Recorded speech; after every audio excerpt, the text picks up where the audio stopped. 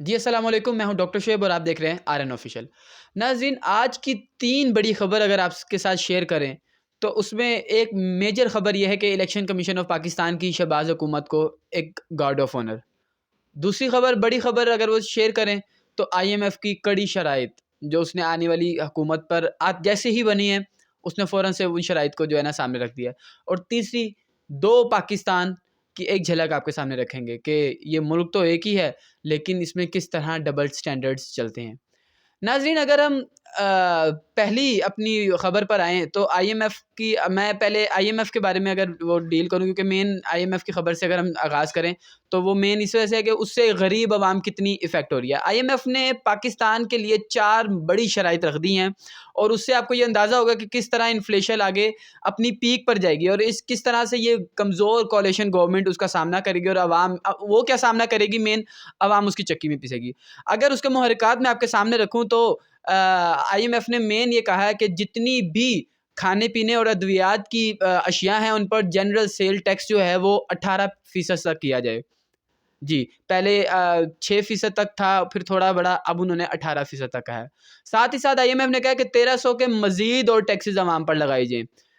تیسرا point IMF کا یہ کہ انہوں نے ساتھ ساتھ یہ کہا کہ جتنے بھی کھانے پینے کے اشیاء پہ حکومت رعایت دے رہی ہے اس وقت سبسڈی کی فارم میں، وہ سب ختم کی جائے۔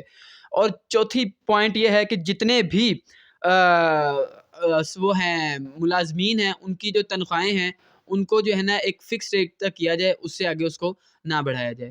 ناظرین، اگر ہم ان 3-4 شرائط کو ہی اس کو ڈسکس کریں تو آپ یہ دیکھیں گے کہ کس طرح سے IMF پاکستان پہ بوجھ ڈالے گا اور کس طرح سے ہم اسی مہنگائی کی ہتھ کڑیوں میں پھر سے جکڑے جائیں گے۔ اور اگر IMF کو راضی نہ کیا، یہ وہ ہمارا ایک محبوب ہے کہ جس کو راضی نہ کیا تو نہ تو پھر دوست ممالک قرضے دیں گے اور ہم ڈیفالٹ کے اور نزدیک ہوتے جائیں گے۔ تو اب آپ دیکھیں کہ، اور آپ کو یہ بخوبی اندازہ ہوگا کہ ایک نجی بینک کے CEO کو مشیر خزانہ لگانے کا وہ امکان ہو رہا ہے۔ اسحاق ڈار کو انہوں نے وزیر خارجہ کی طرف لے کر آگئے ہیں۔ تو اب دیکھیں وہ ان تمام تر چیلنجز سے کس طرح سامنا کرتے ہیں۔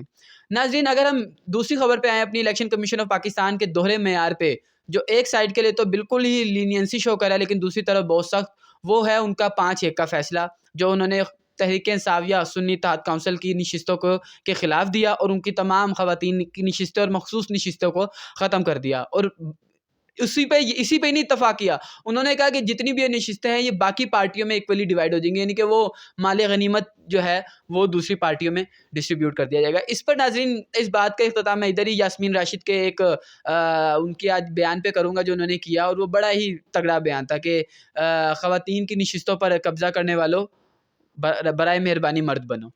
تو اب یہ دیکھیں کہ یہ کتنے مرد بنتے ہیں جو خواتین کی نشستوں پر جن کی نظریں ہیں۔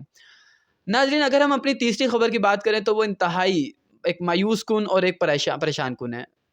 آپ اگر یہ دیکھیں تو جب سے نئی گورنمنٹ آئی ہے تو جو ہمارے نگران وزیر اعظم تھے، جو میرا خیال ہے تاریخ کے سب سے متنازع ترین نگران وزیر اعظم ہوں گے، انوار اللہ کاکڑ، وہ منسٹر انکلیو میں شفٹ ہو گئے۔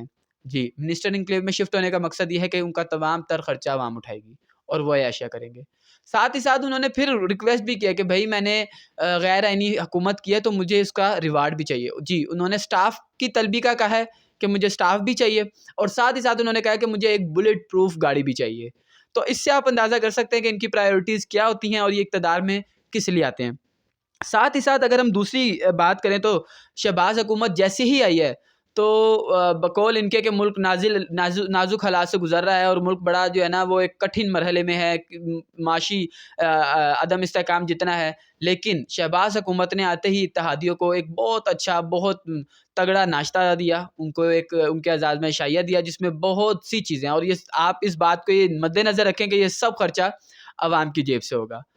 ساتھ ہی ساتھ تیسری جو مین پوائنٹ اس خبر سے لنکڈ ہے وہ یہ ہے کہ ابھی ایک لیٹسٹ رپورٹ آئی کہ پاکستان میں 96% لوگوں کو صاف پانی میسر نہیں ہے۔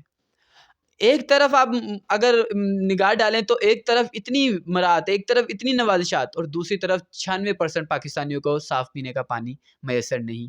یہ ہے وہ 2 پاکستان جس کی وجہ سے ہمارا ملک نہ تو ترقی کر پا رہا ہے، نہ تو ہمارا ملک جو ہے نا کسی ہائی لیول پہ آ رہا ہے، اور 76 سال گزرنے کے باوجود بھی وہ اپنی بقا کی جنگ لڑ رہا ہے۔ اپنا خیال رکھیے، اگلے ویلاگ میں پھر آپ کے سامنے حاضر ہوں گے۔ اللہ حافظ و ناصر۔